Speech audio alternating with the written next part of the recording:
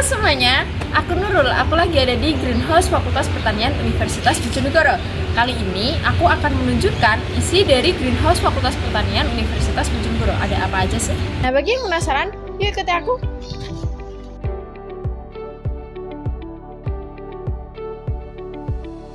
Nah, di greenhouse ini kita menanam tanaman cabai dengan sistem irigasi tetes. Bagi yang belum tahu apa itu irigasi tetes merupakan salah satu penyiraman air secara otomatis yang dimana air dialirkan melalui pipa atau selang kecil secara otomatis yang akan langsung masuk ke akar tanaman.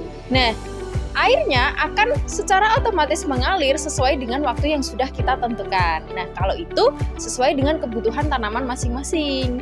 Nah, kenapa kita menggunakan sistem irigasi tetes? Karena yang pertama, tentunya menghemat air karena air tidak akan terbuang kemana-mana dan langsung masuk ke akar tanaman. Dan yang kedua, penyiraman secara merata karena setiap tanaman mendapatkan air sesuai dengan kebutuhannya masing-masing. Nah, dan yang ketiga, karena ini sistem penyiraman secara otomatis, maka kita tidak perlu repot-repot datang ke kampus hanya untuk menyiram tanaman. Nah, dan yang keempat, tentunya dapat mengurangi pertumbuhan gulma karena area yang basah tidak semuanya, hanya area di sekitar tanaman cabai saja atau di sekitar akar cabai saja.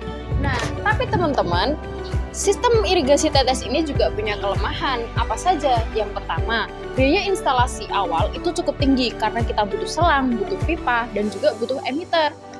Nah, kelemahan yang kedua, kita harus melakukan perawatan secara rutin seperti pembersihan pipa dan juga filter karena jika tersumbat maka semua sistem bisa terganggu. Dan yang ketiga, nggak cocok jika tidak disesuaikan dengan tanaman karena setiap tanaman memiliki kebutuhan air yang berbeda-beda. Nah, ini adalah timer digital irigasi tetes, yang dimana fungsinya untuk memprogram berapa kali kita ingin menyiram dalam satu hari, dan juga berapa lama durasi ketika penyiraman itu berlangsung.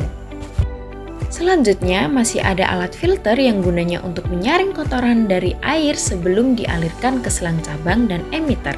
Dari pipa cabang melalui selang kapiler inilah air dialirkan, dan air akan otomatis menetes secara perlahan-lahan melalui dripper langsung ke akar tanaman, sehingga tanaman bisa menyerap air secara efisien. Inilah yang dinamakan dripper, tempat keluarnya tetesan air. Nah, itu dia sedikit penjelasan singkat tentang irigasi tetes yang ada di Fakultas Pertanian Universitas Bojonegoro. Terima kasih.